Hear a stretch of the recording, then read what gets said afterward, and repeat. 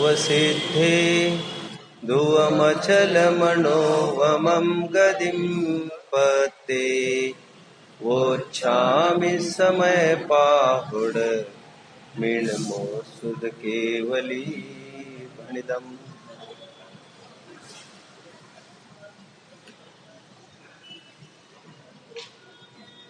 धीरवान जीवो,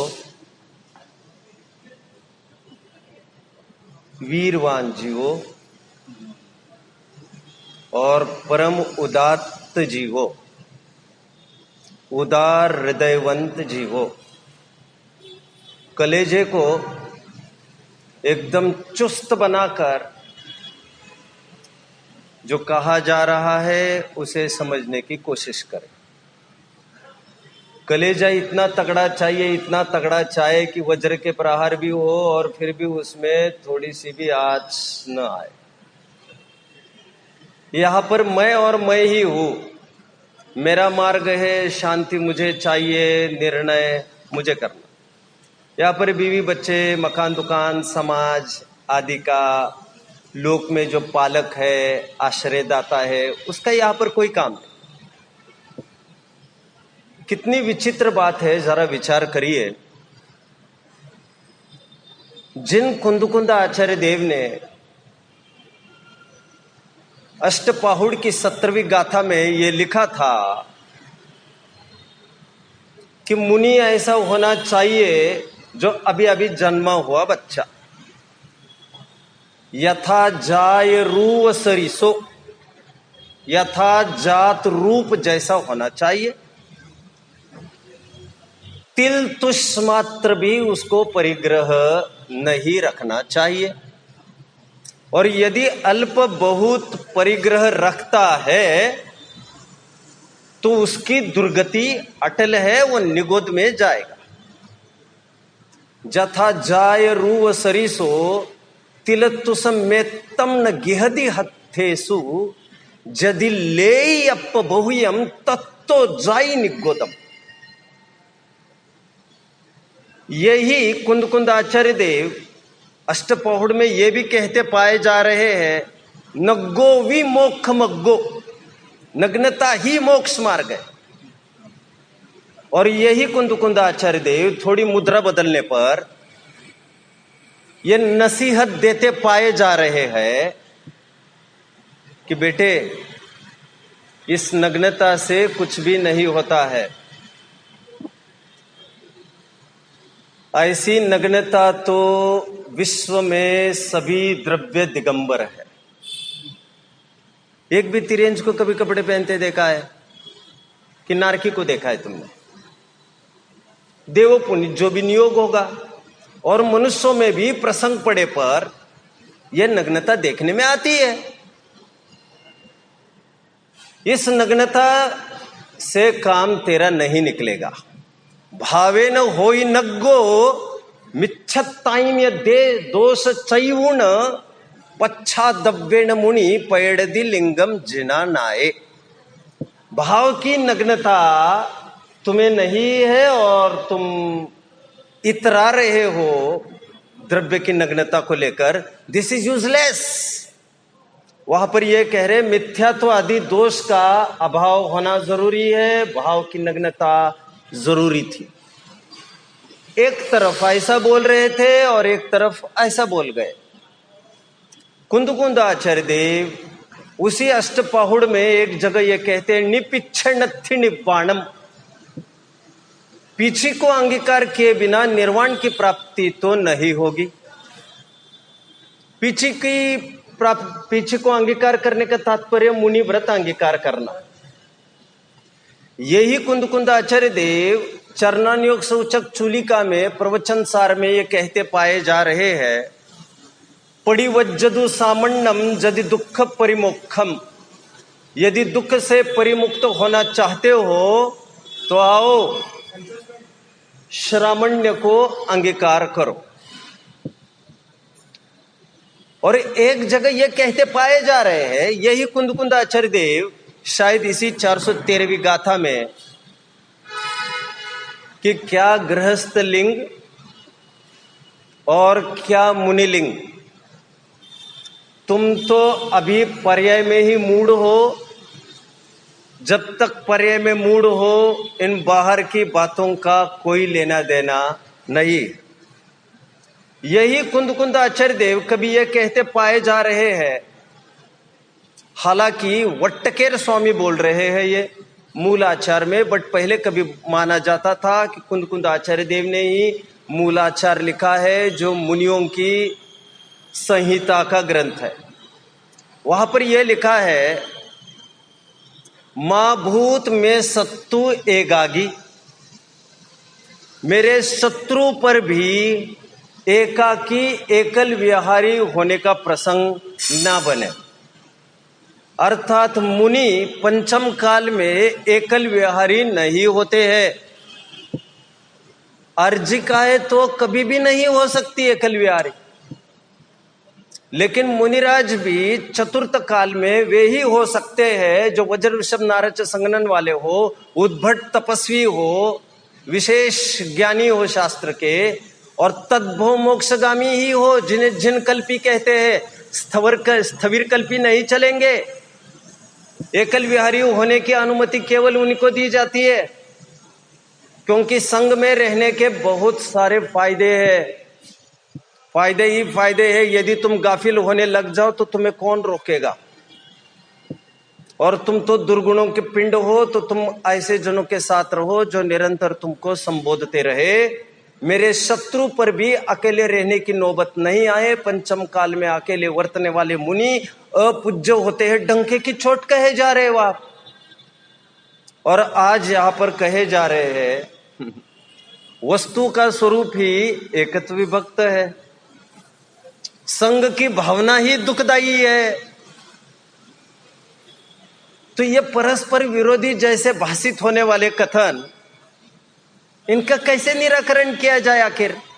कहीं तो 12 व्रतों की बात करते हैं श्रावकों के चारित्र पाहुड़ में, और कहीं कहते हैं कि यह सब बाल व्रत है, बाल तप है। ये जितने भी व्रत तपों को पाल रहे हो, क्या माजरा है। कभी ऐसा बोलते हो, कभी वैसा बोलते हो। शंकाकार को उत्तर देते हैं, नए विभाग अनभिज्ञोसी, तू नए विभाग को नहीं समझता। टोडरमल जी 7वें अधिकार के प्रारंभ में ये कह रहे हैं, जिनवानी में कहीं निश्चय का कथन है, कहीं व्यवहार का कथन है। उनको यथार्थ रूप न जानकर मन चाही प्रवृत्ति करता। निश्चय को यथार्थ, व्यवहार को उपचार, ऐसा ठीक ठीक श्रद्धान नहीं करता। इसीलिए अमृतचंद्र स्वामी जी पुरुषार्थ सिद्धि उपाय में कहते पाए जा रहे हैं, गुरुओं भवंती शरणम प्रबुद्ध नए चक्र संचारा। जिन शासन उनसे पढ़ना चाहिए, गुरुओं भवंती शरणम, उन गुरुओं के शरण में जाना चाहिए तुम्हें, जिन शासन पढ़ने के लिए जो प्रबुद्ध नए चक्र संचारा, जो नए चक्र मतलब नयों के समूह में जो पारंगत है, उनसे ही जिन शासन को समझना चाहिए। नहीं तो तुम लाभ के बदले तुम हानि ही उठाओगे। आज जो कुंद आचार्य देव वहां पर स्पेशली मैं अभी कहना चाह रहा था, वहां पर संग में रहने की बात कर रहे हैं, और यहां पर कह रहे हैं संग से असुंदरता आती है और निसंगता में सुंदरता है। इसलिए मैंने कहा था समयसार श्रद्धान का श्रद्धेय निश्चित करता है, लोकेट करता है। बाद बाकी भूमिका के अनुसार क्या भाव आते हैं, क्या आने चाहिए, कैसी प्रवृत्ति होती, क्या होना चाहिए, इसका विवरण आगमों में हुआ करता है। बहुत शानदार और जानदार गाथा है जो वस्तु स्वातंत्र को दिखाने वाली है, जो ये कह रही है कि विश्व की हर एक वस्तु सुंदर है। उसकी सुंदरता का राज रहस्य यह है कि वो पर से भिन्न है और अपने से अभिन्न है। कुछ भी करके वो पर रूप नहीं होती, पर का कुछ कर नहीं सकती। अब ये अजीब इत्तेफाक है, कोई लोग पूछते हैं यदि शरीर नहीं खाता है तो मुर्दा खा के दिखाए। भैया यहां पर भी चेतन के साथ रहने वाला एक मुर्दा ही है। अब यह सहज का योग है कि जब जब जीव की संगति में रहेगा तब तब ही शरीर भक्षण करते हुए दिखता है, लेकिन फिर भी भक्षण तो पुद्गल ही करता है। जीव का संग होने से जीव केवल भाव करता है और भावों का और क्रियाओं का घना निमित्त निमित्तिक संबंध होता है। शरीर के माध्यम से एक अभिव्यक्ति होती है, अभिव्यक्ति। एनीवे, यहां पर भी शरीर की क्रिया करने वाला कोई आत्मा है ऐसा नहीं। कल एक वैसे 2 पंक्तियां हम टीका की पढ़ चुके।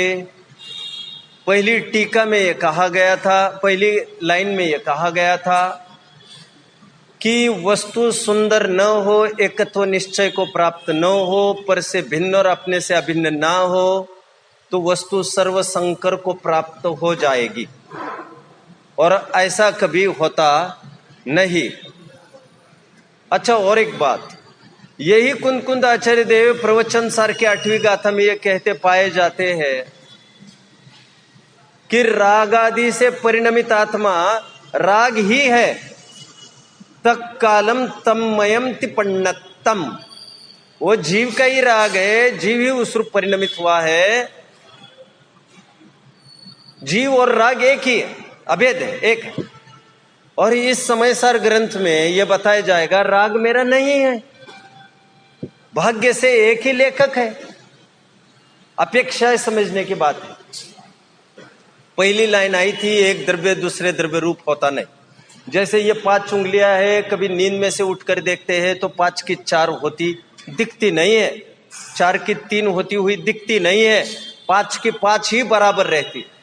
उसी प्रकार 6 द्रव्य है, जाति अपेक्षा और संख्या अपेक्षा अनंतानंत द्रव्य है। सबका अपना अपना लेखा जोखा अलग अलग है, सबका अपना अपना अकाउंट अलग अलग है। जॉइंट अकाउंट यहां पर हुआ नहीं करते। लोक में भी जॉइंट अकाउंट होने पर भी वहां की नियम रीति छोड़ दीजिए, लेकिन यहां तो जॉइंट अकाउंट होते नहीं।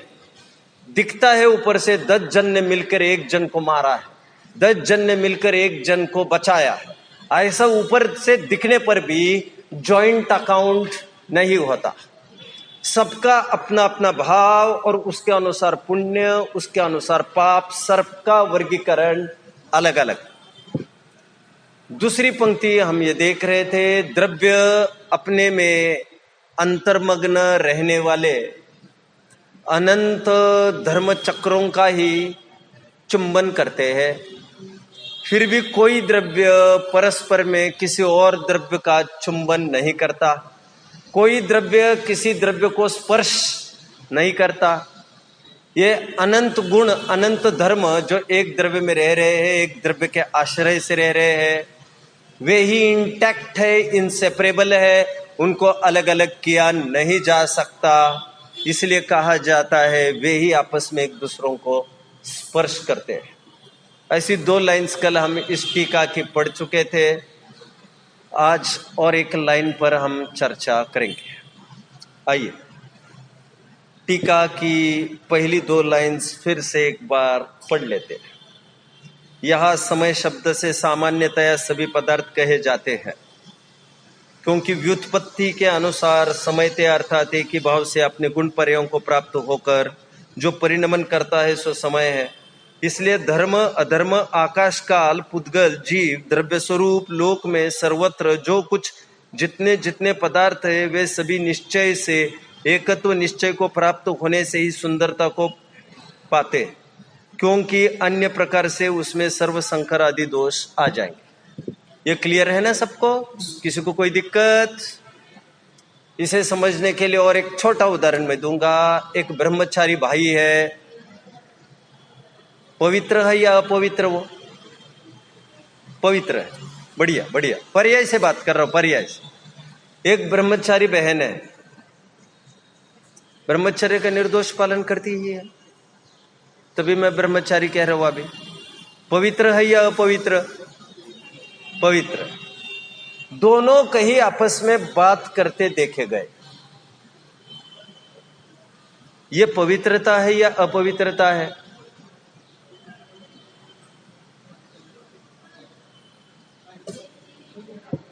दोनों एकांत में बात करते पाए गए। लोक में सीधा प्रश्न, लोक में इस बात को लेकर विसंवाद होगा या नहीं होगा? प्रश्न। दोनों पवित्र होने पर भी दोनों का मिलना एकांत में, ये अपवित्रता को, अशुद्धता को क्रिएट करता है। एक पवित्र और एक अपवित्र मिलने पर उनका क्या टोटल होगी, ये तो मैंने प्रश्न ही नहीं पूछा है। दो अपवित्र मिलने पर क्या होगा, ये तो प्रश्न ही नहीं पूछा है। इसलिए बहुत अच्छी बातें कही जाती, खराब काम तो करना ही नहीं चाहिए, लेकिन लोक में जो खराब माना जाता है वो काम भी नहीं करना चाहिए। यद्यपि शुद्धम तदपि लोक विरुद्धम न करणीयम न चरणीयम। मैं उलझना नहीं चाहता, लेकिन सीता का जीव, सीता को वो वनवास हुआ, क्या कारण था इसका? सीता को वनवास हुआ। हमारी कर्म फिलॉसफी क्या कहती है? हमारी कर्म फिलॉसफी, पूर्व भव में उसने क्या किया था? हाँ, और कुछ नहीं हुआ था। एक साधु और एक साध्वी आपस में कुछ बात कर रहे थे, ऐसा ही सुना है क्या? क्या सुना है? हाँ,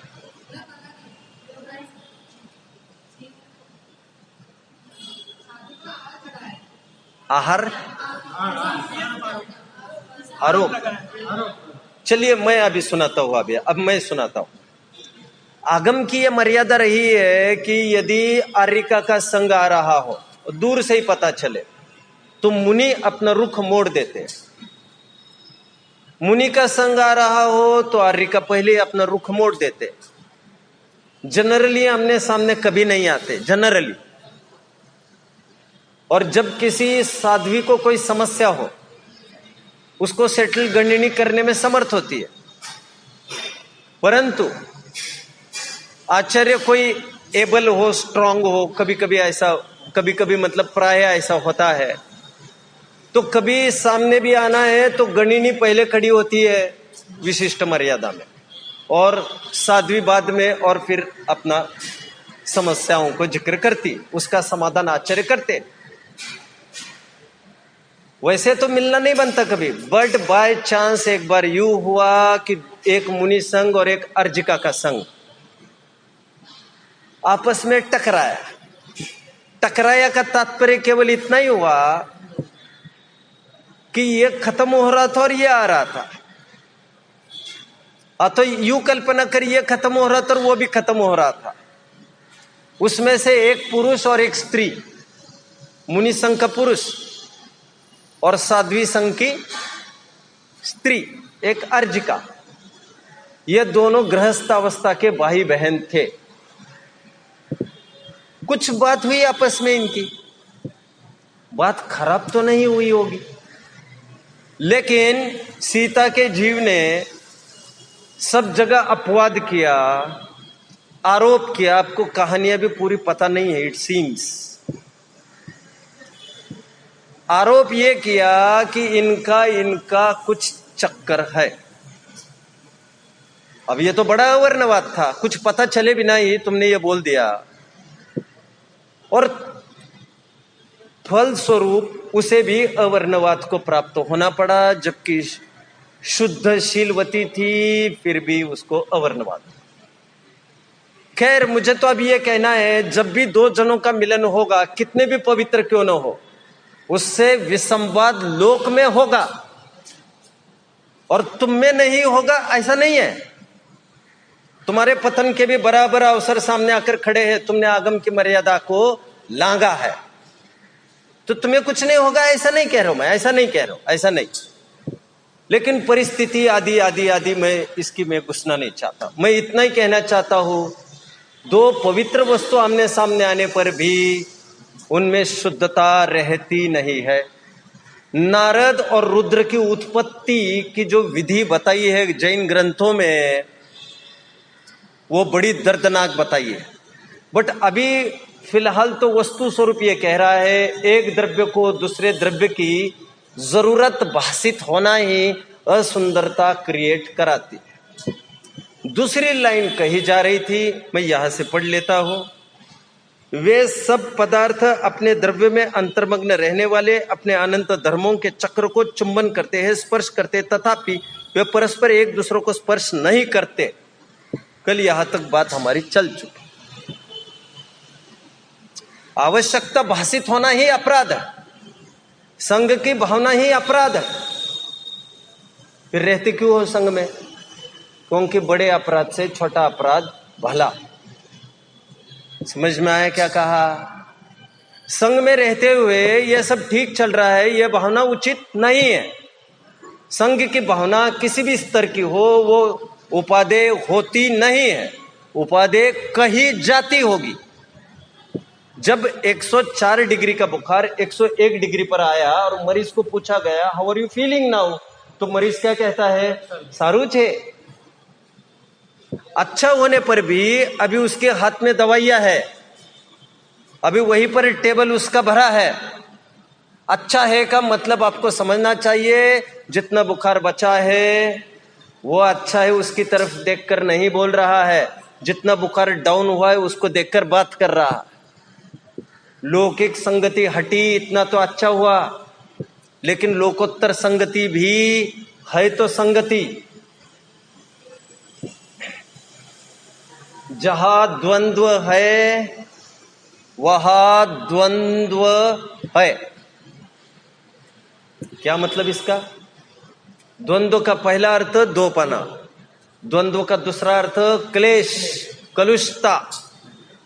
जहां दोपना आया वहां पर मन रखने की बात आई, मन संभालने की बात आई, मनाने की बात आई या मानने की बात आई।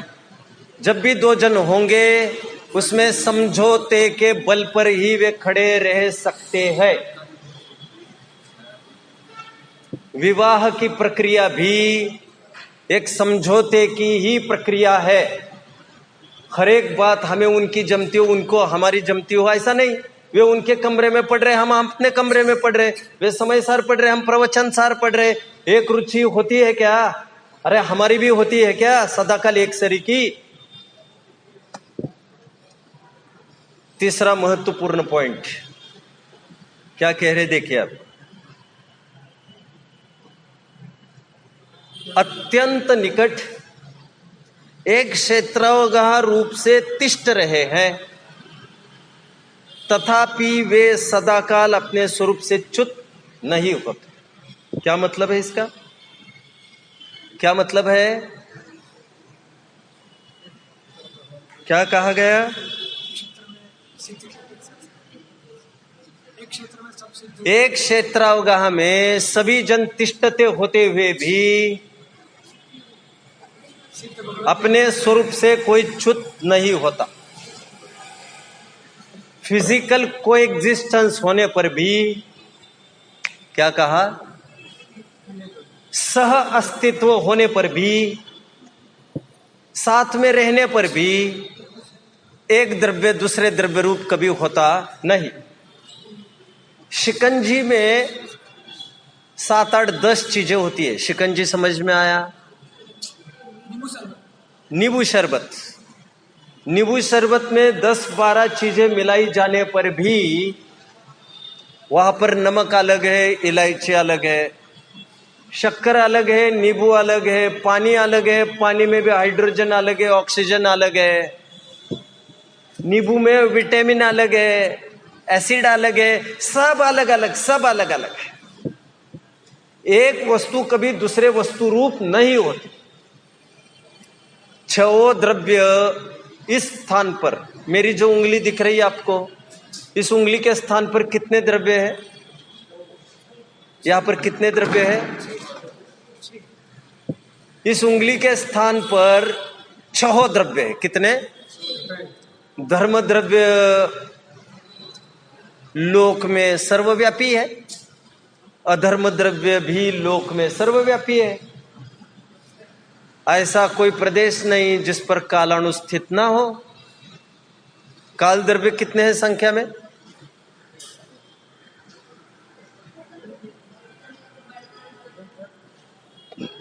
लोक प्रमाण असंख्यात, काल द्रव्य संख्या में कितने? असंख्यात। आकाश तो सर्वव्यापी है, इस स्थान पर चारों द्रव्य रहते हैं, हा या ना? ऐसा कोई हिस्सा भी नहीं है जहां पर वर्गन आए, ठसाठस नहीं भरी हो। पुद्गल भी सर्वत्र है। लोकव्यापी महास्कंद सुना है? महास्कंद वर्गणाएं तो सर्वत्र है, एक लोकव्यापी महास्कंद माना गया है।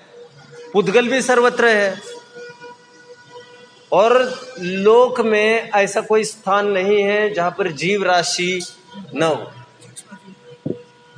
सर्वत्र सर्वलोके, लोक में सर्वत्र स्थावरों का आविर्भाव होता।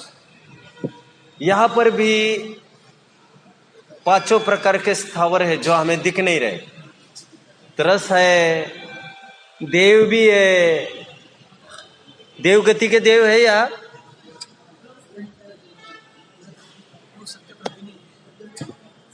यहां पर असंख्यात देव अब भी है। ये है व्यंतर। ज्योतिषियों का तो यहां आने का सवाल नहीं, न वैमानिक आने का सवाल है अभी, लेकिन व्यंतरों का यही स्थान रहता है। जो लोग कहते भूत प्रेत की बाधा हुई है, वो क्या है? व्यंतर। व्यंतर अपने ही साथ रहते हैं।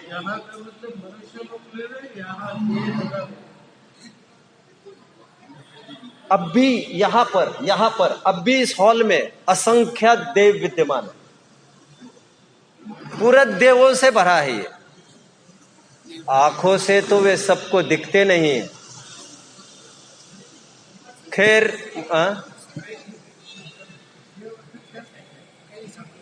असंख्यात द्वीप समुद्रों में देव सर्वत्र अपना विचरण करते हैं। खैर, पर्याय के रूप में पर्याय देव पर्याय के रूप में और असंख्यात देव विद्यमान सर्वत्र व्यंतर। व्यंतरों को रहने का स्थान क्या बताया है ग्रंथों में? क्या पता? भुवनवासियों को क्या बताया है? क्या पता? हमें कुछ पता नहीं। अरे भाई, जैसा मैंने कहा, ये सूर्य चंद्रमा तारे वगैरह दिखते हैं, ये तो ज्योतिषी देव है। कभी इसकी चर्चा छिड़ती तो मैं कभी 2-4 घंटा इसके ऐसी इंफॉर्मेशन देता जिससे आप निहाल भी हो जाते। बट अभी फिलहाल इतना ही। वैमानिक पंचम काल में नीचे आते नहीं है। चतुर्थ काल में आते होंगे क्या? आते ही है। समोशरण की रचना करने के लिए तो ताता लगता है, उनका ताता यहां पर।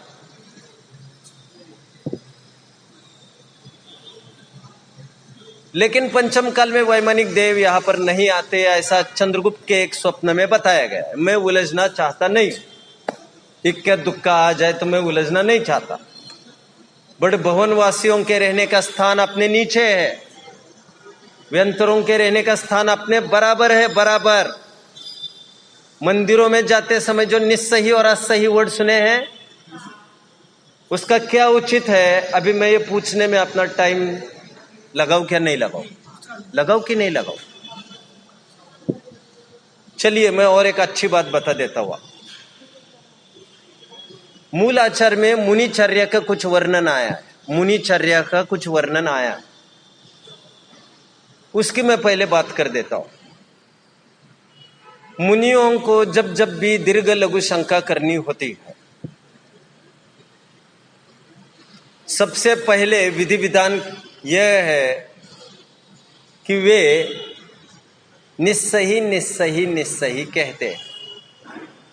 मैं शाब्दिक रचना की तरफ बहुत संकेत मेरा नहीं है, क्योंकि कोई भाव वासना करे तो मुझे कोई आपत्ति एलर्जी नहीं है। बट ये निस्सही निस्सही निस्सही है क्या? ये हम पाप का काम करना चाहते हैं। दीर्घ शंका लघु शंका करना पाप का काम है या नहीं? अब किसी किसी को लगेगा भाई इतने इसमें क्या पाप है। पहले कायोत्सर्ग करते हैं ना, ये है या नहीं? कायोत्सर्ग करने के बाद हम निस्सही निस्सही केवल इसलिए करते हैं क्योंकि वहां पर स्थित देव होंगे और देवों का वास सर्वत्र है, तो उनकी मन को चोट ना पहुंचे। उसका सीधा भाव यह है, हे देवो, मुझे दीर्घ लघु शंका करनी है, मुझे और कोई स्थान नजर आ नहीं रहा है। और ये भी आपने सुना होगा, व्यंतरों का होना निर्जन स्थानों पर विशेष होता है, सुना है? और निर्जन स्थान मतलब शमशान जंगल होते हैं। बात ऐसी नहीं है कि शहरों में नहीं रहते, क्या मतलब? अरे भाई प्रचुरता की बात कर रहा हूं।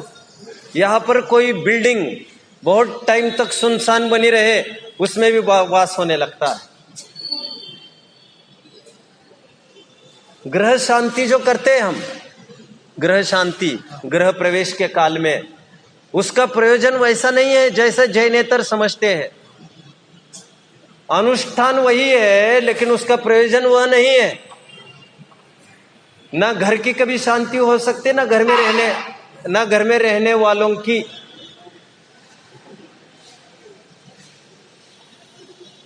तो इसका तात्पर्य यह हुआ करता है ग्रह शांति का कि हे व्यंतरो, हे देवो, आप लोग यहां रहते हो, आपको तो बहुत सारा जगह है आपके पास रहने के लिए, आप तो कहीं भी रह सकते हो। मेरी मजबूरी फंस गई, मुझे धर्म आराधन करना है, मुझे शांति से रहना है, आपको पीड़ा करना कहीं मेरा भाव नहीं है। और जीव मात्र को भी पीड़ा नहीं करता जैनी। तृणस्यापि न वांछामि पीड़ाम। रविशेन आचार्य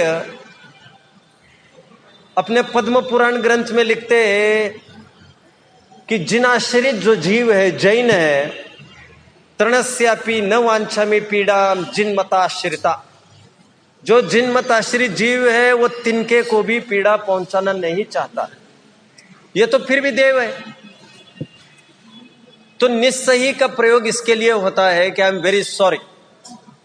और उनका माथा यदि फिरा तो तुम्हारी किस्मत फिरी। हमारे पाप पुण्य के बिना तो वैसे भी कुछ नहीं होता। उनसे डरने और सहमे रहने के लिए नहीं बताई जा रही है बात, सावधानी बतौर बताई जा रही है। सावधानी, वे भी जीव है, कहीं किसी का मन आहत ना हो जाए।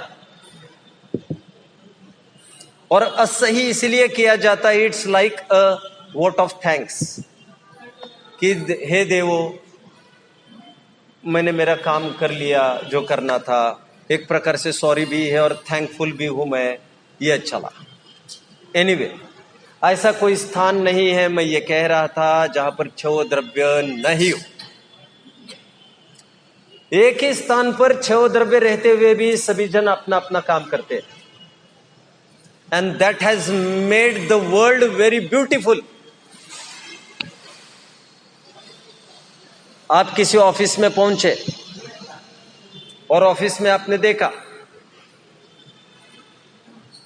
कि सीन पहला, एक चपरासी था, वो झाड़ू लगा रहा था। कोई ऑफिसर था, वो किसी के साथ मीटिंग अपॉइंटमेंट्स ले रहा था। कोई उनके सबऑर्डिनेट्स थे, वे कंप्यूटर पर अपना अपना वर्क कर रहे थे। जो मेन चेयरमैन वगैरह था वो ऑफिस में बैठा था। सब अपने अपने स्थान पर रहकर अपना अपना काम कर रहे थे। सीन 1। सीन 2, हमने प्रवेश किया। एक जन ये कह रहा था लाओ मैं झाड़ू लगा रहा हूं, वो कह रहा था नहीं मैं लगाऊंगा, वो कह रहा था मैं अपॉइंटमेंट मीटिंग्स लेता हूं, दूसरा कह रहा था नहीं मैं लूंगा। आदि आदि आदि आदि आदि, दोनों में से कौन सा सीन आपको ठीक लग रहा है? पहला क्यों? सबका अपना अपना काम नियत है। जब भी माता पिता दोनों उठते हैं, मम्मी घुसती है चौके में, मतलब उठते ही साथ घुसते, ये मुझे नहीं कहना है, और पापा अपने अपने जो काम कर सकते हैं उस कामों में लग जाते हैं। रोजाना यदि ये डिसीजन होने लग जाएगा उठने के बाद, चलो आज ये तय करते हैं कौन क्या काम करेगा, तो how would it have been, ये कैसे होता? फिर व्यवस्था कोलैप्स हो जाती। सबके अपने अपने काम घरों में ऑफिस में निश्चित है। उसी प्रकार निष्कर्ष कोई बोलेगा, छह द्रव्य एक स्थान पर रहते हैं, सभी अपना अपना बिजनेस माइंड करते हैं, सभी जन अपना अपना लोटा छानते हैं, कोई किसी के बीच में टांग नहीं अड़ाता है। छह द्रव्य यहां पर रहने पर भी सभी अपना अपना काम करते हैं। एक क्षेत्रावगाह में तिष्ठते होते हुए भी कोई अपने स्वरूप से च्युत नहीं होता। देखिए, अत्यंत निकट एक क्षेत्रावगाह रूप से तिष्ठ रहे हैं मतलब रहे, तथापि वे सदाकाल अपने स्वरूप से च्युत नहीं होते। पर रूप परिणमन न करने से अनंत व्यक्तिता नष्ट नहीं होती, इसे समझ लीजिए। मैं हमेशा ये कहता हूं, जैन दर्शन व्यक्तिवादी है या सिद्धांतवादी? क्या है? सिद्धांतवाद। प्लीज लोक में मैं भी बड़े बड़े मंचों पर यह कह चुका हूं, व्यक्तिवाद के कारण पतन होता है, सिद्धांत के कारण, सिद्धांत की मुख्यता रखने से उत्थान होता है। वहां पर व्यक्तिवाद का मतलब, जैसे लोक परंपरा में ऐसा होता है, जैसे ये बनेंगे पीएम, कोरियन कंट्रीज में ऐसा है, अब उनके बाद उनके लड़के बनेंगे, उनके बाद उनके लड़के बनेंगे, इर्रेस्पेक्टिव ऑफ वे कैसे भी हो। गुणवत्ता तो कुछ नहीं हुई इसमें, ये तो तानाशाही हुई, हम राज करते रहेंगे। और ये वो लोकशाही का देश है जिसमें विरोधी दल भी सामने बैठता है। किसी ने यह कहा भी है, जिसकी ऑपोजिंग पार्टी जितनी दमदार, उसका देश उतना पावरफुल। क्या कहा मैंने? उसका देश उतना दमदार। जिसकी ऑपोजिंग पार्टी वीक है, उसका देश कभी भी विकास नहीं कर सकता है। एनीवे, मैं कुछ कह रहा था, कुछ अच्छी बात कह रहा था, रह गई।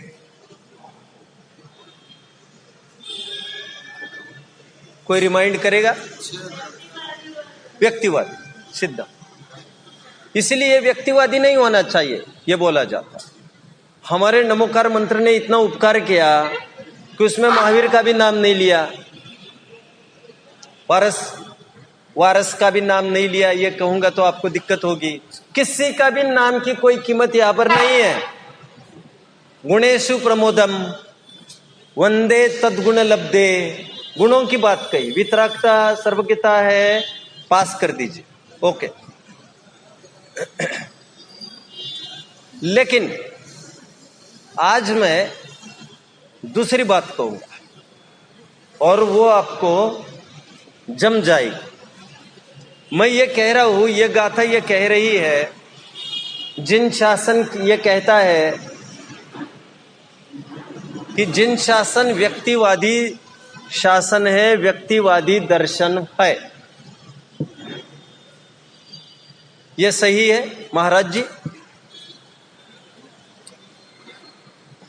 जिन शासन व्यक्तिवादी शासन है, व्यक्तिवादी दर्शन है, और यह लाइन जो मैंने अभी अभी पढ़ी,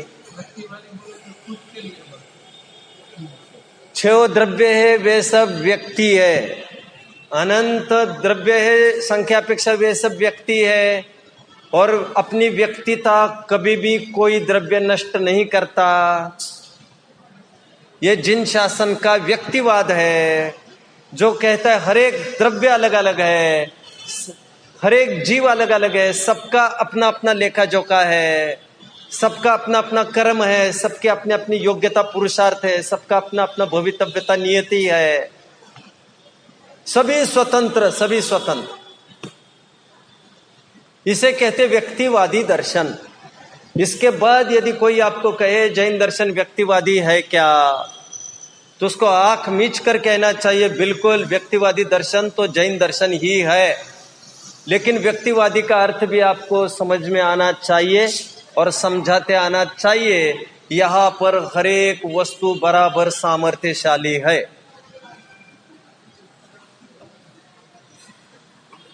देखिए क्या कह रहे हैं।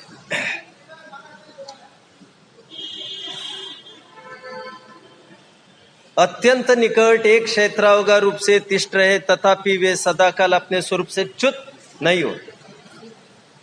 पर रूप परिणमन न करने से अनंत व्यक्तिता नष्ट नहीं होती।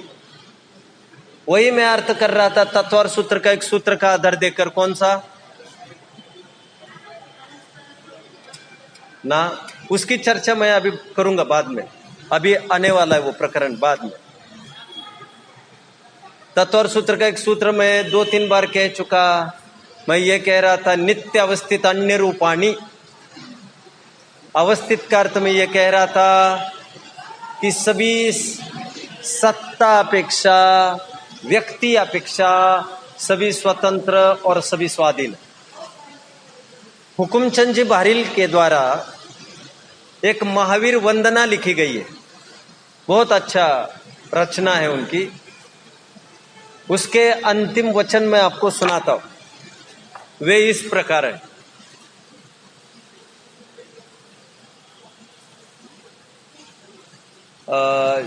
जिनके विमल उपदेश में, नहीं उससे पहले, सबके उदय की बात है, समभाव। सुनिए सुनिए। जिनके विमल उपदेश में सबके उदय की बात है, समभाव समता भाव जिनका जगत में विख्यात है, जिसने बताया जगत को प्रत्येक कण स्वाधीन है, करता न हरता कोई है, अणु अणु स्वयं में लीन है, आत्म बने परमात्मा हो शांति सारे देश में, है देश ना सर्वोदयी महावीर के संदेश में।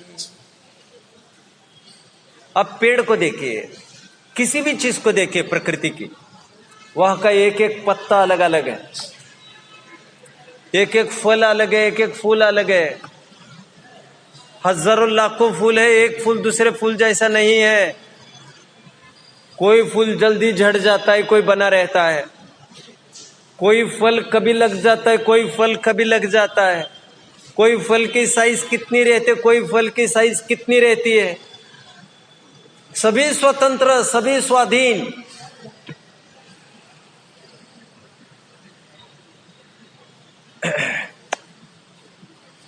जंगल में इतने सारे पेड़ हैं, उनको कौन पानी डालता होगा जी? उनको कौन खाद डालने जाता होगा जी? एक एक पुर्जा स्वतंत्र है वहां पर, एक एक पुर्जा।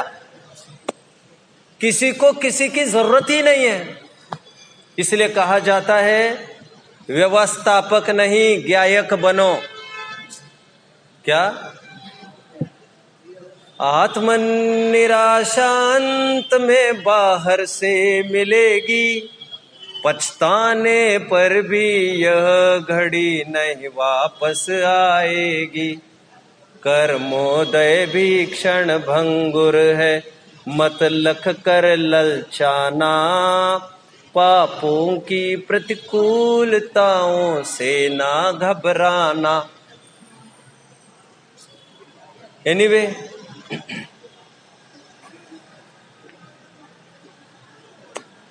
आगे क्या कह रहे यहां पर? दो बातें। अत्यंत निकट एक क्षेत्रावग रूप से तिष्ठ रहे, तथापि वे सदाकाल अपने स्वरूप से च्युत नहीं होते। एक, अपने स्वरूप से च्युत नहीं होते। एकत्व, एकत्व पर रूप परिणमन न करने से विभक्त। समझ में आ रहा है? अपने रूप को छोड़ते नहीं, अस्ति, पर रूप होते नहीं, नास्ति। हर एक वस्तु अस्ति नास्ति रूप है। मैं जनरली प्रश्न पूछता हूं, यहां पूछा कि नहीं, क्या मालूम यह हाथ है या नहीं है? पहला प्रश्न, पहला प्रश्न, चलो, यह है या नहीं है? यह है कि नहीं है?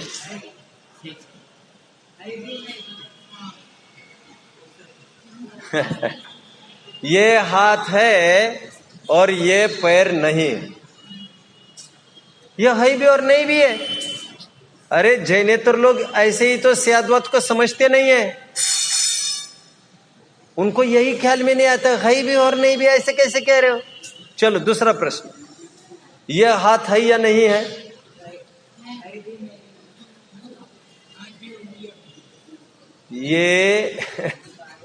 ये दाया हाथ है, ये बाया हाथ नहीं है। हर चीज में अस्ति नास्ति, हर चीज में। और पर्यायों में भी आपस में अस्ति नास्ति है, गुणों में भी आपस में अस्ति नास्ति है। ज्ञान ज्ञानी है, ज्ञान दर्शन नहीं। दर्शन दर्शनी है, दर्शन ज्ञान नहीं। जो पर्याय भी बीत चुकी है वो गई, वो अभी जीवन में लौटकर कभी भी नहीं आई। एक पर्याय का चांस पूरे चक्र में, जीवन चक्र में कह रहा हूं, भव चक्र में नहीं, एक ही बार लगता है उसका नंबर। वो पर्याय कभी भी फिर से आती नहीं है। जो पर्याय गई है वो लौटकर अभी फिर से कभी नहीं आएगी। मैं क्या दिखाना चाहता हूं? द्रव्य स्वतंत्र, गुण स्वतंत्र और पर्याय भी स्वतंत्र। जो लोग इस पर्याय से परेशान हैं, उन लोगों को यह समझना चाहिए, ये पर्याय जो जा रही है वो लौटकर कभी नहीं आएगी। लोगों को लगता है कब पिंड छूटेगा, कब पिंड छूटेगा।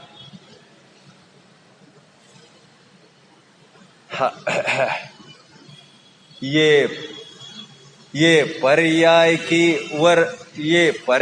की कंगाली नहीं सदा है रहने वाली। जो पर्याय है आने वाली, वो इस पर्याय से है खाली। अभी का मौका गया गया, हमेशा के लिए गया। और वो चला गया, रोने के लिए नहीं बोला जा रहा है। वो जो तुम्हारे सामने नया मौका खड़ा है उसकी बात कर रहे हैं हम। वो चला जाएगा तो वो लौटकर फिर से नहीं आए।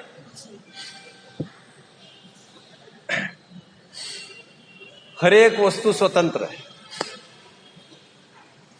एक ही मुद्दे पर लेकर एक परिवार में 10 जनों की राय अलग अलग होती है। एक मुनि संघ में एक मुनि ऐसे होते जो उपदेश देते, कुछ वे होते जो उपदेश सुनते, कुछ वे होते जो लिखते, कुछ वे होते हैं जो एरिया समिति पाल रहे, कुछ वे है जो भाषा समिति पाल रहे, कुछ वे है जो येसना समिति पाल रहे हैं। अब पढ़ने में भी कोई प्रथमा नियोग पढ़ता है, कोई कर्णा नियोग पढ़ता है, कोई चरना नियोग, कोई द्रव्य नियोग। चरणों योग में भी कोई श्रावकाचार, कोई श्रवणाचार, पुराणों में भी कोई चरित्र लिख रहा हो, कोई पुराण लिख रहा हो, कर्णन योग में कोई भौगोलिक रचना लिख रहा हो, कोई गणितीय शास्त्र लिख रहा हो। विविधता कितनी है, विविधता। एक के भी औदैहिक भाव दूसरों के औदैहिक भावों से मिलते नहीं है, और भूमिका एक, सबकी स्वाधीनता। हार्ड एंड फास्ट कुछ नहीं है कि तुम्हें यही करना है।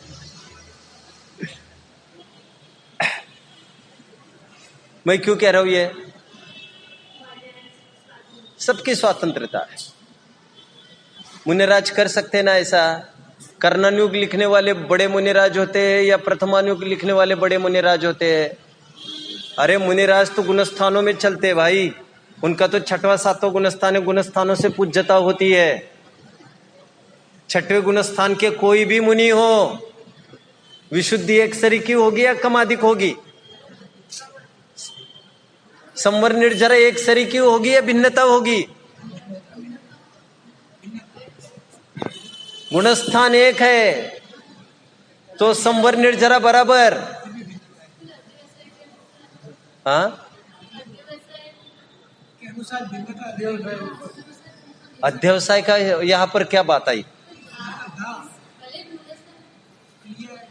सुनिए साध्वी जी, संवर निर्जरा गुणस्थान से निश्चित होती है। मैं उस दिन भी बोल गया कि एक शायिक समकिति है जो लड़ाई कर रहा है चौथे गुणस्थानवर्ती, एक चौथे गुणस्थानवर्ती जन्म कल्याण के लिए नाच रहा है, एक केवल दीक्षा कल्याण के लिए आ रहा है। सभी चौथे गुणस्थानवर्ती है। ये औदैहिक भाव सबके न्यारे न्यारे है, संवर निर्जरा बराबर।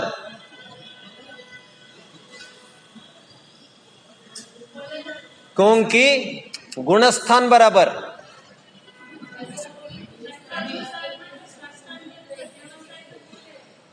ऐसा ही होता है। सुनो, छठे गुणस्थान भगवान का है तो वो भी कार्य कर रहे हैं, भक्ति का वो भी कर रहे हैं, कोई भी क्रिया समझ कुछ नहीं, तो इनके भाव ज्यादा है, उनके थोड़े से कम है, थोड़ी ना एक सभी कर्म समझ नहीं दे रहा होगा। महाराज जी दिमाग में तो ये डाल दीजिए, पहले भक्ति से संवर निर्जरा नहीं होती। क्यों नहीं हो सकती? जैसे युद्ध से हो सकती है संवर निर्जरा, तो भक्ति से क्यों नहीं हो सकती? एक आदमी था, नहीं, एक मिनट इसका जवाब। एक आदमी था, अरे मेरी बात तो सुनिए। एक आदमी था, उसने केस की कि इनकी खेती की जो गंदा पानी है वो मेरी खेती में आता है, आप कुछ करो। पंच को बोला, पंच की मीटिंग बैठी और उस आदमी को पूछा ये आपका पानी है? उसने कहा हाँ। ये जा रहा है उनके खेत में, दूसरों के खेत में जा रहे हैं? उन्होंने कहा हाँ। क्या ये सही है? उन्होंने कहा नहीं। उन्होंने फिर अंत में बात कही, पंचों का निर्णय सिर माथे, लेकिन मेरा परनाला बहेगा तो उनकी खेत में। पहली बात, भक्ति से संवर निर्जरा नहीं होती है, युद्ध से कैसे होती है? ना युद्ध से होती है, ना नाचने से होती है। ये उपचार की बात है, उपचार की बात। सुनिए महाराज जी, मैं बता रहा हूं, मैंने ये बोला ही नहीं अभी। मैंने केवल इतना ही बोला, चारों की संवर निर्जरा समान हो रही है क्योंकि एक ही गुणस्थानवर्ती के है। मैंने ये कहीं नहीं बोला ग्रंथ लिखने के भाव से संवर निर्जरा होती है। ना ना ना ना ना, आप गलत समझ गए। मैं पहले दिन से एक ही बात कह रहा हूं, गुणस्थान के अनुसार संवर निर्जरा होती है। गुणस्थान में एक साथ शुद्ध भाव भी होता है और शुभ भाव भी है या ना? संवर निर्जरा शुद्ध भाव को लेकर होती है। जैसे छठवें गुणस्थानवर्ती है, कोई भी मुनि रहने दो, चौथे गुणस्थानवर्ती है, कोई भी रहने दो, सबकी 41 प्रकृतियों का निरोध है। वो क्या कर रहा है क्या नहीं, इससे कोई फर्क नहीं पड़ता है। पांचवें गुणस्थानवर्ती, उसकी 51 प्रकृति की निर्जरा कही, संवर कहा 51, 51। ऐसा ही है कि नहीं? पढ़ा है थोड़ा गुणस्थान?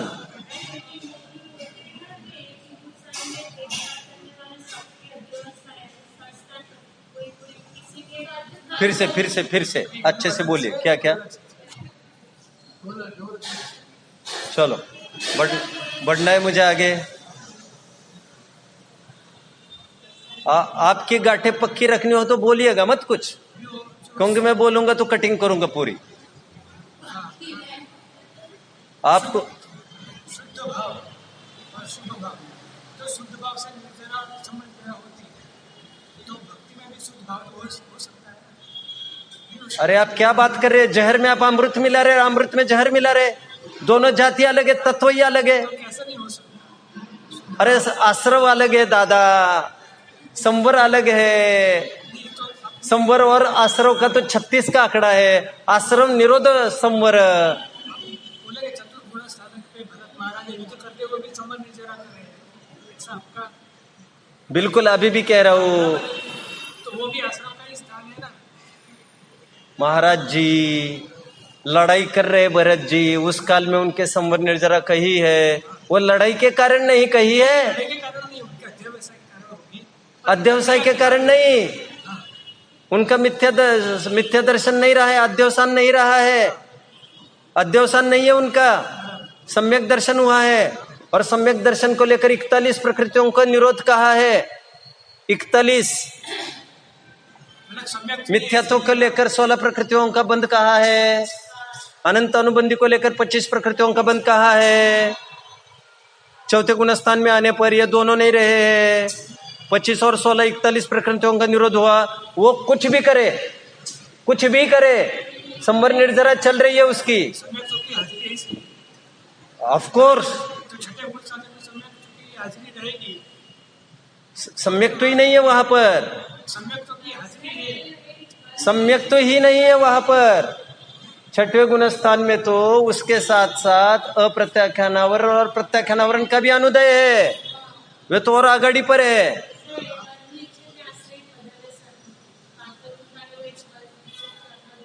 गुणस्थान के अनुसार बंद और निर्जरा निश्चित होती है। वो क्या करता है उससे कोई फर्क नहीं पड़ता।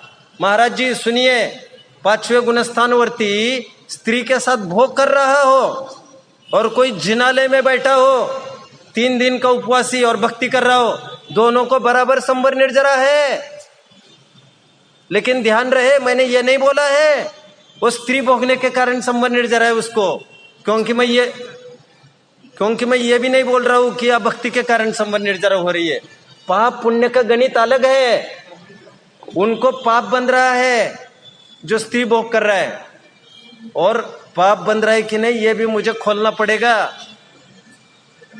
मैं मोटा मोटा कथन कर रहा हूं, और भक्ति कर रहे तो इनको पुण्य बन रहा है। वो किस बात को लेकर, मेरी बात तो सुनिए, वो किस बात को लेकर? अनंत अनुबंधी अप्रत्याख्यानावरण का अनुदय हुआ है, उस बात को लेकर नहीं। जो प्रत्याख्यानावरण का उदय है उनको, उस बात को लेकर पुण्य पाप का बंध तय होगा। लेकिन संवर निर्जरा तय होता है जितनी प्रकृति अनुदय है उससे। आप समझ रहे हैं मेरी बात को? प्रश्न कुछ भी पूछिएगा, मैं उत्तर एग्जैक्टली वही दूंगा, तीर वही चलाऊंगा। बट प्रश्न पूछने के लिए छाती भी तगड़ी चाहिए और उत्तर भी सुनो तो कम से कम। मैं गलत नहीं बोला एक जगह भी। मैं क्या कह रहा हूं, 6वें गुणस्थान वर्ती में कोई मुनि प्रथमान योग लिख रहे, कोई कर्णान योग लिख रहे। मैंने ये पूछा कि कर्णान योग लिखने वाले की संवर निर्जरा ज्यादा है कि प्रथमान योग लिखने वाले की? और उसी समय में कोई दीर्घ शंका करने गया हो, 6वें गुणस्थान में होता है ना ये, दीर्घ शंका करने गए, कोई आहार करने के लिए चले गए, कोई ईर्या समिति पाल रहे, कोई विहार कर रहे हैं, और उसी समय में कोई ग्रंथ लिख रहे हैं, दो सभी को बराबर संवर निर्जरा होगी। किसी का मन बाहर है और खाली कर रहे हैं, मन बाहर है, किसी का पर्टिकुलर क्रिया में मन लगा हुआ है, महाराज जी जितनी स्थिर, देखो गुणस्थान हमने किस बल पर बोला? स्थिरता के बल पर ही बोल रहे ना। तो समान गुणस्थान वर्ती मतलब वो स्थिरता समान है सब में, समझ रहे हैं? अभी जैसे ग्रंथ कोई लिख रहे हैं, अथो पढ़ रहे हैं और ध्यान नहीं है उस तरफ, उससे उनका बाल बाका नहीं हो रहा है। संवर निर्जरा बराबर जितनी प्रवचन करके, जैसे मैं भूल रहा हूं अभी 6वें गुणस्थान में कितनी प्रकृतियों का संवर होता है आपको ख्याल में है? 51 और 6 और मैं बहुत उलझना नहीं चाहता। 41 प्रकृतियों का निरोध चौथे में, पांचवे में 51 का, 57 ये कंफर्म है आप? 57 तो मैं बोल ही रहा हूं, बट यह हुआ बात हो सकती है। मैं तो ये कह रहा हूं अभी छठे गुणस्थान वर्ती कोई भी हो, उनको लेकर ये आश्रव हो, इतना संवर होगा। अभी कुछ भी कर रहे शुभ उपयोग ही हो रहे उनके, अशुभ उपयोग तो होता ही नहीं उनके। वे आहार करो, विहार करो, नहीं तो निहार करो, अशुभ उपयोग तो उनके बोला ही नहीं है।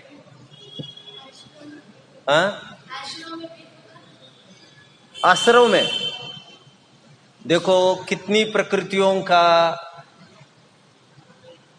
आश्रव होगा, ये भी समान है, क्योंकि कितनी प्रकृतियों का संवर होगा। जब यह निश्चित है तो बची हुई सभी प्रकृतियों का आश्रव हो ही रहा है। फर्क कहाँ पड़ता है वो मैं बताता हूं आपको। अभी जो पुण्य बंद और पाप बंद होना होता है उसमें हीनादिक स्थिति, हीनादिक अनुभाग वो होता है। प्रकृतिया जस की तस, प्रकृतिया जस की तस। प्रकृति प्रदेश तो क्या है? प्रदेश तो संख्या में समय प्रबद्ध ही आते हैं। क्या कहा? प्रदेश बंद प्रत्येक समय में समय प्रबद्ध मात्र होता है, वो भी अनंतों में होता है, उसकी तो कोई गिनती नहीं करना। अब थोड़ी देर के लिए मान के चलो प्रदेश भेद में भी कोई फर्क नहीं होता, प्रकृति में भी कोई फर्क नहीं पड़ता। लेकिन जो प्रकृतियां बांध रहे हैं, जैसे मैं थोड़ा सैंपल दे दूं आपको, जैसे तीर्थंकर प्रकृति बांधी जा रही है चौथे में, बांधी जा रही है पांचवें में, बांधी जा रही है छठवें में, बांधी जा रही है सातवें में, बांधी जा रही है आठवें गुणस्थान के छठवें भाग में। लेकिन आठवें गुणस्थान के छठवें भाग में जो बांध रहे हैं वो अल्प स्थिति वाली बांध रहे हैं, और चौथे में जो तीर्थंकर प्रकृति बांधी जा रही है वो ज्यादा स्थिति वाली बांधी जा रही। समझ में आ रहा है? देखो अध्यवसाय जो शब्द बार बार बोल रहे हैं ना आप मुझे ये बताइए, अध्यवसाय मतलब आप क्या समझते हो?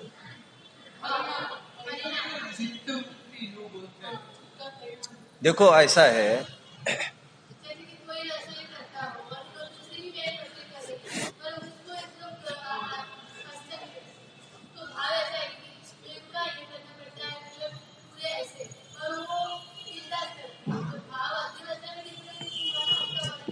देखो सुनिए, मैं फिर से कहना चाहूंगा, अध्यवसाय एक पर्टिकुलर वर्ड है।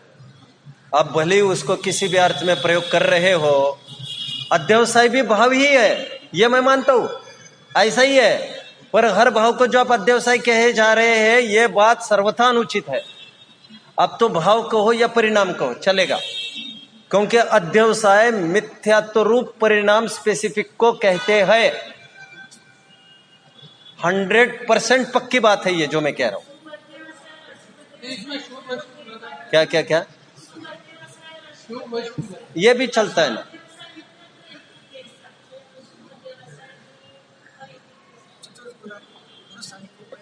मैं ये कह रहा हूं, ऐसा है, मिथ्यात्वी शुभ भाव करे अशुभ भाव करे सब अध्यवसायी ही, उससे कोई फर्क नहीं पड़ता। बट जो चौथे गुणस्थानवर्ती है उसके भावों को अध्यवसाय नहीं कहेंगे, शुभाशुभ भाव या शुभाशुभ परिणाम कहेंगे उसे। हाँ, खरेखर अध्यवसाय का अर्थ होता है, आप समझने के लिए लिख लीजिए, मिथ्यात्व, मिथ्या ज्ञान।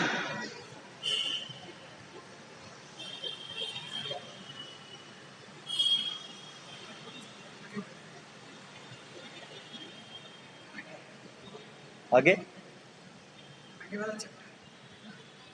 आगे कहा? ठीक है। देखो 3 वर्ड्स, संशय, विपर्यास, अनध्यवसाय। उन वर्ड्स को भी, उनकी तरफ भी ध्यान देना चाहिए, अनध्यवसाय की तरफ। और अध्यवसाय और अध्यवसान, इन शब्दों की तरफ भी ध्यान देना चाहिए। आप 247 गाथा इसी की, समय सार की, शायद वहां पर अध्यवसाय वर्ड है।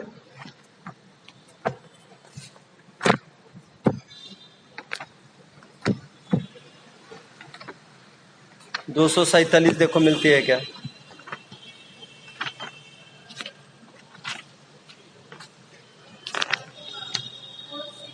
अज्जव सीधे न बंदो, एक मिनट, एक काम करो ना, अज्जव सीधे न बंदो, इंडेक्स में देखो।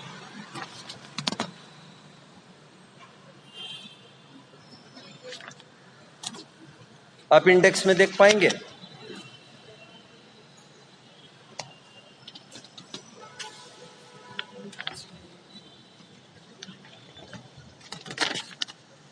हाँ, खोलिए जल्दी, 482 पेज। अभी आपको अध्यवसान अध्यवसाय समझाई देता हूं। चलिए, वैसे मैंने थोड़े टाइम पहले आपको बोला था, अध्यवसान कहो अध्यवसाय कहो, ये दोनों एकार्थवाची और ये अभिप्राय के पर्यायवाची। अभिप्राय देखिए, मिला? इस प्रकार वास्तव में हिंसा का अध्यवसाय ही हिंसा है, यह फलित हुआ। अच्छा, मैं 262 पढ़ रहा हूं, है ना? देखिए भावार्थ, देखिए यहां पर लेफ्ट पर भी आइए, 482 पर। यह अज्ञानमय अध्यवसाय ही बंध का कारण है। मिला? अब ये पैराग्राफ पढ़ लेते। उसमें मैं झिलाता हूं, और आप मुझे कुछ भी पूछ सकते हैं, यह ग्रंथ में दिखाओ। वक्ता वो प्रामाणिक है जो ग्रंथ की बात करे, मन की बात, और वो इतना भी कहे मैंने कहीं सुना ये है, तो उस पर उतना अभी बल नहीं दिया जाएगा जब तक प्रमाण कोई सामने ना आ जाए। यह अज्ञान में अध्यवसाय ही बंध का कारण है। उसमें मैं झिलाता हूं, सुखी करता हूं, ऐसे शुभ अहंकार से भरा हुआ वह शुभ अध्यवसाय है, और मैं मारता हूं, दुखी करता हूं, ऐसे अशुभ अहंकार से भरा हुआ वह अशुभ अध्यवसाय है। गेटिंग? मैंने आपको एक बात कही थी थोड़े टाइम पहले, अध्यवसाय भी परिणाम है, यह मैं मानता हूं, भाव है, यह मैं मानता हूं, मैंने कहा था। बट मैं ये कह रहा था कि वो स्पेसिफिक भाव है, कोई भी नहीं। जैसे यह अज्ञानी के भाव है, वे सब अध्यवसाय में ही होते हैं। चलिए, थोड़ी देर के लिए आप सम्यक दृष्टि के भी जो भाव है उसको अध्यवसाय कहना चाहते हो तो कहिए आप, लेकिन आप क्या कहना चाह रहे थे वो बोलिए मुझे। लेकिन वो कहेंगे तो शुभ अशुभ भाव को ही आप, मतलब वे मार्ग के विरुद्ध परिणाम है, यह तो मानना ही पड़ेगा। वितरागता के अनुरूप तो नहीं कह रहे आप तो फिर आप क्या कहना चाहते हैं अध्यवसाय को लेकर? ठीक है ना? ये अभी मैं उस दिन कह रहा था आपको, आगे है, लेकिन ये मैंने खोल के दिखाया, ये इसे पढ़ लेना, ये आगामी प्रकरण पढ़ लेना, इसमें आपको काफी कुछ अध्यवसाय अध्यवसान के बारे में मिल जाएगा। आइए अपने प्रकरण पर चलिए, क्या कह रहे हैं यहां पर देखिए। दो बातें, एक बात तो ये कह रहे हैं कि अत्यंत निकट एक क्षेत्रावगा रूप से तिष्ठ रहे हैं, तथापि वे सदाकाल अपने स्वरूप से च्युत नहीं हुए। इसमें क्या है, मैंने कहा था, ये इसके लिए कोई वर्ड बोला था मैंने, क्या बोला था? अपने स्वरूप से च्युत नहीं होते, उसके लिए क्या बोल रहा था? एकत्व। और पर रूप परिणमन न करने से, इसके लिए एक शब्द बोल रहा था, विभक्त। विभक्त। और चौथी गाथा तो हम शायद देख नहीं पाएंगे, देखे तो अच्छा है, चौथी गाथा में दोनों शब्द मिलेंगे। देखिए, ए यत्तस्वलंबो मिला और विहत्तस्स मिला, तो एकत्व और विभक्त दूर दूर है चौथी गाथा में। अब पांचवी गाथा देखिए, यहां पर लिखा है तम ए यत्त विहत्तम मिला। फर्क क्या हुआ? जो तीसरी गाथा में स्वरूप बताया है समय का, हर एक वस्तु कैसी है? पर से भिन्न और अपने से अभिन्न। उनके लिए शब्दों का प्रयोग चौथी गाथा में एकत्व और विभक्त किया और दूर दूर लिखा। पांचवी गाथा में वे ही एकत्व और विभक्त नजदीक लिखे गए। समझ में आया? 12 भावनाओं में मैंने कभी बुलवाई थी 12 भावना आपसे? नाम बुलवाए थे? बुलवाए थे। फिर अभी नई मेहनत नहीं करूंगा। इसमें से 2 भावनाएं बोले जो मुझे अभी अभिष्ट है।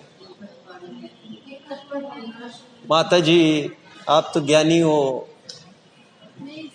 आप तो ज्ञान के भंडार हो, थोड़ा धैर्य, इनको चांस देना है कि नहीं बोलने के लिए? हाँ, मालूम है उनको, मतलब अभी यही चालू करना है डिबेट अपना। अरे काय के लिए भाई? तुरंत बोल देना, फटाफट गलती हो। पूछूंगा, आपको भी पूछूंगा, बोलिए क्या कहा? एकत्व और अन्यत्व, ये 2 भावनाएं, उसी को यहां पर शब्दों का प्रयोग क्या कर रहे हैं?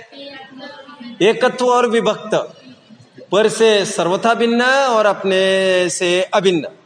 जो एक दिन मैं भारत देश का उदाहरण देकर कह रहा था कि भारत देश 28 राज्यों से अभिन्न है, उसके साथ उसका एकत्व है, और पर प्रदेशों के साथ उसका विभक्त पना है। लेकिन और एक बात ध्यान रखना, यहां पर मैंने असंख्यात प्रदेश से एकत्व बोला, सॉरी, वहां पर 29 स्टेट से एकत्व बोला, वो प्रदेशवाची बोला। आचार्य देव यहां पर प्रदेशवाची न बोलकर गुणवाची बोल रहे, अनंत धर्मों में एकत्व। कुछ समझ में आ रहा है क्या कहा? सुनिए सुनिए, वस्तु द्रव्य क्षेत्र काल भावात्मक होती, क्या कहा? क्षेत्र मतलब प्रदेश, काल मतलब पर्यायों की बात होती है इसमें, और भाव मतलब गुणों की बात होती है इसमें, राइट? आत्मा अभिन्न है, वैसे तो हर एक द्रव्य, एक मिनट, एकत्व विभक्त कौन है? कौन सा द्रव्य एकत्व विभक्त है? सभी द्रव्य एकत्व विभक्त है, सभी द्रव्य। लेकिन चर्चा विशेष अभी आत्मा की करने वाले आगे। तो आत्मा किससे एकत्व है और किससे विभक्त है? एकत्व किससे है? असंख्यात प्रदेशों से, अनंत गुणों से और अनंत पर्यायों से। अभेद समझ में आया कि आत्मा अभिन्न है, आत्मा को अखंड देखना है। किससे अखंड देखना है? द्रव्य क्षेत्र काल भावात्मक वस्तु है कि नहीं है वो? पर यह बता रहा हूं, असंख्यात प्रदेश वाला देखा, प्रदेशों से अभिन्न है, और गुणों से अभिन्न देखा, अनंत गुण। यहां तो गुणों की बात तो कर ही रहे, अनंत धर्मों के साथ स्पर्श करता है लिखा ना इन्होंने, तो धर्म लिखा है। लेकिन उपलक्षण से समझना आपको, गुणों के साथ साथ भी पर्याय भी और प्रदेश भी। समझ में आ रहा है क्या कहा मैंने? देखो, गुणों की तरफ से बात कर रहे हैं, आत्मा द्रव्य क्षेत्र काल भावात्मक है ना, तो अभेद रूप से आत्मा को देखना है। वो द्रव्य रूप से अभेद, क्षेत्र रूप से अभेद, काल रूप से अभेद और भाव रूप से अभेद, बराबर। न द्रव्य न खंडयामी, न क्षेत्र न खंडयामी, न काले न खंडयामी, न भावे न खंडयामी। स्वयं को न द्रव्य रूप से खंडित देखना है, न क्षेत्र रूप से खंडित देखना है, न काल रूप से, न भाव रूप से खंडित देखना है, तभी तो अखंड आत्मा की अनुभूति होगी। हमने जैसे जाना ये आत्मा असंख्यात प्रदेश वाला है। सुनिए जरा, हमने जैसे कहा भारत 29 राज्य वाला है, वो तो ठीक है, लेकिन एक भारत की अनुभूति जरूरी है कि नहीं? जब भारत की बात होगी, मोदी जब जाएगा विदेश में प्रतिनिधित्व करने अपने देश का, तो क्या गुजरात की तरफ से प्रतिनिधित्व करेगा क्या? उसके लिए सभी स्टेट बराबर है। कर्नाटक वगैरह जैसे स्टेट में भले ही उसकी सत्ता नहीं है, कांग्रेस की चल रही है, बट फिर भी वो प्रतिनिधित्व करता पूर्ण देश का, हाँ या ना? तो कोई एक विशिष्ट स्टेट हमने मुख्य किया क्या? नहीं, पूर्ण भारत।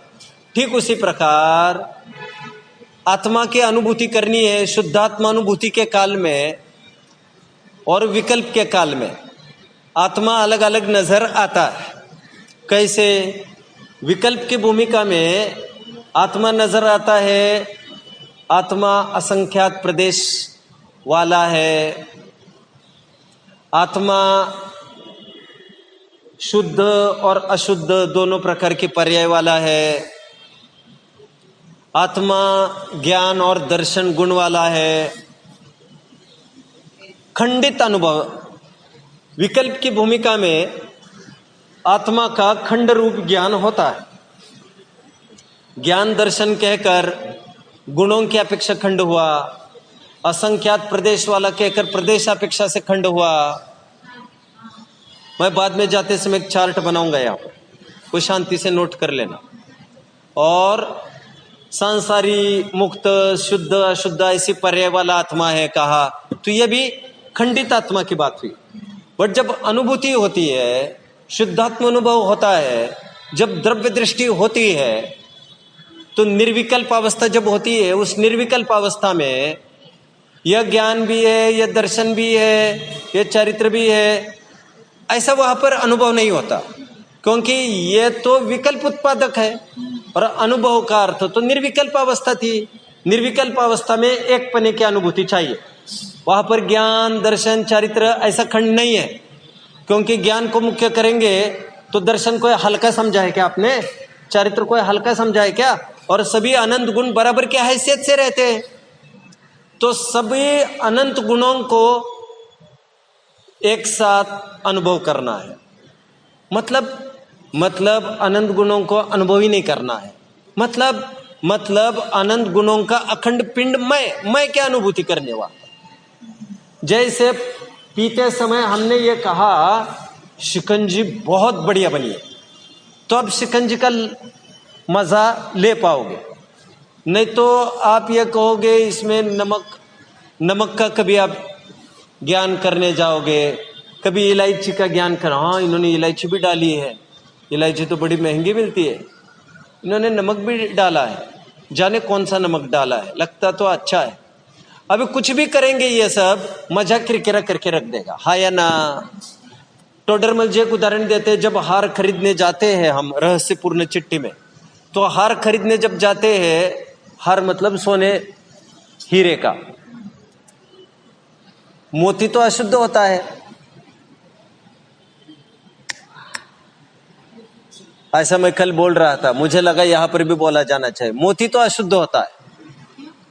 दो इंद्रिय, मोती, शंख, ये सब दो इंद्रिय वाले होते हैं, और उनका बॉडी लास्ट कलेवर उनको छुआ नहीं जाता। आप समझ रहे मेरी बात को?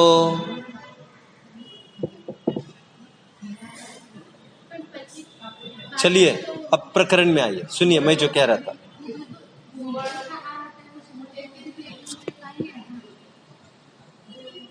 साध्वी जी, एक इंद्रिय का त्यागी श्रावक नहीं हुआ करता है, तरस का त्यागी हुआ करता है। तरस की हिंसा श्रावक नहीं कर सकता है। एक इंद्रिय सोने चांदी का प्रयोग कर सकता है, हीरे का प्रयोग कर सकता है, खूब ऊपर से नीचे लद सकता है। जो सोने का प्रयोग उसने किया है हुआ तो वो अच्छित है, अभी ऑर्नामेंट हुए उसके तो, और अच्छित हो ना हो वो उसको ग्राह्य है। एक इंद्रिय तरस की वो हिंसा नहीं कर सकता। तरस की हिंसा विरोधी हिंसा के तहत कदाचित हो जाए, आरएमबी उद्योगी के तहत कदाचित हो जाए, बट ये तो संकल्प पूर्वक हुआ, ये ग्राह्य नहीं होगा, वो उसे छू भी नहीं सकेगा। चलिए मैं ये कह रहा था, आपको उदाहरण दे रहा था जो टोडरमल जी ने रहस्यपूर्ण चिट्ठी में दिया। कोई हार खरीदने गया, तो एक शॉप में गया वो, वहां पर पूछा साहब इसकी क्या सोना क्या भाव दोगे? तो उन्होंने कहा हम इतना लगाएंगे। ठीक है, उसके मेकिंग चार्जेस कितने लेंगे आप? तो उन्होंने कहा हम इतना लगाएंगे। ठीक है, फिर 2-5 शॉप में जाकर पूछताछ करता है कि नहीं, सब पूछताछ कर ली। फिर एक निश्चित हो गई कि यह सस्ता दे रहा है और सही दे रहा है। तो फिर उससे हम बात करने लगे कौन कौन से मॉडल है। तो उसने एल्बम रखा हमारे सामने। तो हमने पूछा मैं एल्बम घर पर लेके जाऊं? तो उन्होंने कहा बिल्कुल लेके जाओ। तो एल्बम वो 2-5-10 दिन देखती रही। सबको पूछा आपस में घर वालों को कौन सा अच्छा है, कौन सा अच्छा है। निर्णय तो उसी को करना है। घर वालों की बस वो पुष्टि चाहती है, मैंने जो सिलेक्ट किया वो सही है ना। घर वाले जो कहेंगे और उसको अच्छा नहीं लगता है तो उस दिशा में जाने वाली नहीं हो। लेकिन 10 दिन उसने निर्णय करने में लगा लिया। फिर वो गई एक दिन और उसने कहा साहब ये हार पैक कर दो। पैसा दे दिया। फिर चेंज वेंज का कोई झमेला नहीं आ गई, खत्म हो गया सौदा। आदमी में भी, दुकानदार ने भी पूछ लिया, सौदा तय करे, कबूल कबूल कबूल, तय हो गया। अभी जब घर पर वो हार लेके आए, अब उसके बाद उस हार को जब पहन रही है वो यदि ये सोचेगी मैं पड़ोस वाली को भी थोड़ा पूछती, पड़ोस वाले सुनार को, वो थोड़ा कम में दे देता, हम वो डिजाइन ले लेते, वो कुछ भी सोचेगी, उसका मजा किरकिरा हो जाए। यह सब विकल्प पहले, खरीदी होने के बाद निर्विकल्पता। यह मेरा हार अभी 5 इंची का है, 10 लड़ का है, लड़ होता है ना उसमें कुछ, अभी कौन से कैरेट का है और क्या है उसमें, अभी छोड़ो झंझट, अभी तुम तो आनंद करो, तुम तो राजा हो यहाँ के। ठीक उसी प्रकार विकल्प की भूमिका में प्रमाण नए निक्षेप से आत्मा को भेद अभेद रूप जाना, सामान्य विशेषात्मक जाना, एक अनेक रूप जाना। टेबल तो यहां बनाऊंगा जाने के बाद, जाते समय 5 मिनट में। ठीक है, तो यह किया। लेकिन निर्विकल्प अनुभूति के काल में यह विचार नहीं आते। पहली बात तो निर्विकल्प अवस्था, अनुभूति की अवस्था, विचार की अवस्था है भी नहीं। विचार लेके अंदर जा ही नहीं सकता बेटा। इंद्रियों के और अनिंद्रिय के कोई काम नहीं है। तभी तो प्रत्यक्ष का है आत्मानुभूति का प्रत्यक्ष। यदि इंद्रिय और मन का आलम्बन होता तो इसे प्रत्यक्ष भी ना कहते। तो राइट। देखो ये तो विकल्प की भूमिका में निश्चित कर लिया कि आनंद गुणात्मक वस्तु मैं एक हूं। अबे अनुभूति के काल में इतना ही है, यह मैं, बस ऐसा वेदन। ज्ञान दर्शन विचारने लग गए, विकल्प में चले गए, और है तो भेद वाला, लेकिन हमें अभेद अनुभवना है, यह भी विकल्प है, यह भी विकल्प है। विचार है ये विचार। निर्विकल्प अवस्था में, अनुभूति में निर्विकल्पता होती है। निर्विकल्पता मतलब एक की अनुभूति। वहां पर द्रव्य, क्षेत्र, काल, भाव ऐसा भी विकल्प नहीं होगा। यह तो सब निर्णय की प्रक्रिया में था। समझ में आया? लड़की शादी करते समय लाख बातें लड़के की देखती होगी, लड़का लाख बातें लड़की की देखता होगा, पढ़ी लिखी भी देखता होगा, कितना पैसा लगाएंगे भी देखेगा, चमड़ी भी देखेगा, दमड़ी भी देखेगा, लाख बातें देख ले, लेकिन शादी होने के बाद फिर विचार करने की कोई गुंजाइश। अभी जो भी है ये मेरा परमेश्वर है, परमेश्वर, तो मजा आएगा उसको, नहीं तो मजा नहीं रहेगा उसको कभी भी। जितना टाइम लगाना है विकल्प में लगाना। मैं ये कह रहा हूं, ये मेरे आनंद गुण, ऐसा निर्विकल्प अवस्था में ऐसे अनुभूति नहीं है। आनंद गुणात्मक मैं असंख्यात प्रदेश वाला नहीं, असंख्यात प्रदेशी एक मैं, भारत, कश्मीर, कन्याकुमारी, ये सब नहीं, ये सब पहले तय हुआ है। असंख्यात प्रदेशी मैं एक, अनंत गुणात्मक एक मैं। और आप पूछ रहे थे पर्याय का, वो भी सुन लीजिए। मैं अनंत पर्याय वाला हूं, हा या ना? अनादिकाल से अनंत काल तक पर्याय तो चल रही है। निर्विकल्प अवस्था में ये गुणस्थान में हूं कि मैं वो उस गुणस्थान में हूं, अब मुझे चौथा लाना है कि पांचवा लाना है। अरे फिर पर्याय दृष्टि, फिर पर्याय दृष्टि। मुझे कोई गुणस्थान उनस्थान नहीं चाहिए, मैं तो एक हूं अखंड। और किसी गुणस्थान वाला मानने में अनादि निधन तो नहीं मान सकेंगे। और बात तो तुम्हें एक ही मानने का अवसर है, निर्विकल्प अवस्था तो वो है, दो दो थोड़ी होता है। तो निर्विकल्प अवस्था में यह मैं अखंड काल अपेक्षा पर्यापेक्षा मतलब अनादि निधन। अभी मैं अनादि निधन ऐसा भी ये भी विचार है, ये भी विकल्प है, ये विकल्प में निश्चित किया ऐसा मैं अनादि निधन। लेकिन निर्विकल्प अवस्था में यह मैं के वेदन को ही निर्विकल्प अवस्था कहते हैं। वहां पर अनादि निधन ऐसी भी कोई बात नहीं। तो काल अपेक्षा भी मैं अभेद हूं, जिसमें ज्ञानी अज्ञानी सांसारी मुक्त यह सब झंझट नहीं है। और वर्तमान में जो चौथा पांचवा गुणस्थान है वर्तने वाला, वही तो यह स्वीकार कर रहा है मैं अनादि निधन हूं। यह स्वीकार कर रहा है तभी तो उसका चौथा पांचवा बरकरार है, नहीं तो धड़म हो जाएगा। स्वयं को क्षणिक मानेगा तो आकुलता खड़ी होने वाली है। ध्यान है आपका कि नहीं है कि कम है? बराबर। चलो मैं अभी टेबल बना के दिखाऊंगा आपको इसका, तो बस करते हैं। एकत्व विभक्त को समझाने की कोशिश की।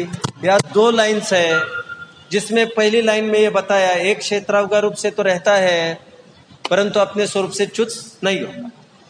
फिर आगे ये बोला कि पर रूप से परिणमित नहीं होने से क्या, पर रूप परिणमन न करने से अनंत व्यक्तिता नष्ट नहीं होती। अनंत व्यक्तिता मतलब अनंतता नष्ट, सभी द्रव्य अपने अपनी एंटिटी और अपने अपने आइडेंटिटी सुरक्षित रहते, कोई किसी में मर्ज नहीं करता। समझ में आया? चलिए, ओम नमः।